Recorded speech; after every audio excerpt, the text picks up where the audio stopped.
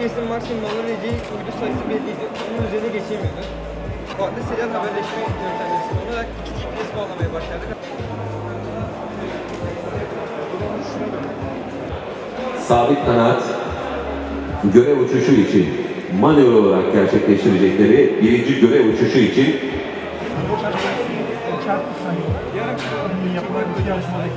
sabitliğe devam ediyor 4. günde. Takımlarımız pistte.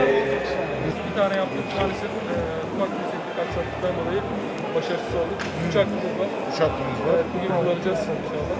Yani, ama yardımcınız olsun. Hoş geldiniz Şahin Bey. Teşekkür ediyorum. Şahin Bey ilçesi kaymakamımız ve belediye başkanımız teşrif etmişlerdir. Gaziantep'ten yarışa katılan Gaziantep Profesör Doktor Mehmet Görmez Anadolu İmam Hatip Lisesi takımı İMHA takımını an itibariyle izleyecekler. Biz de Gaziantep'imizden katılan İMHA takımına başarılar diliyoruz.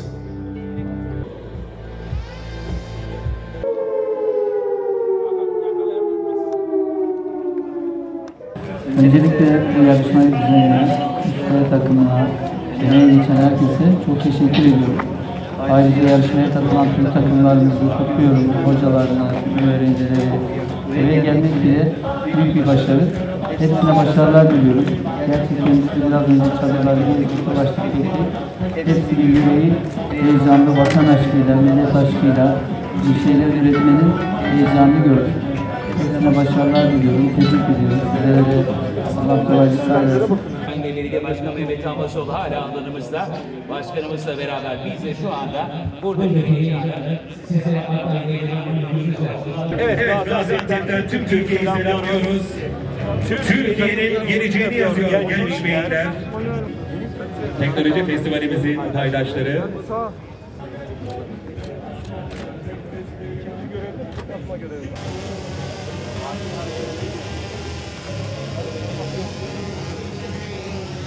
Evet, şartlara uygun şekilde takımın başarılı uçuşu değerlendirme kurulumuz karar verecektir.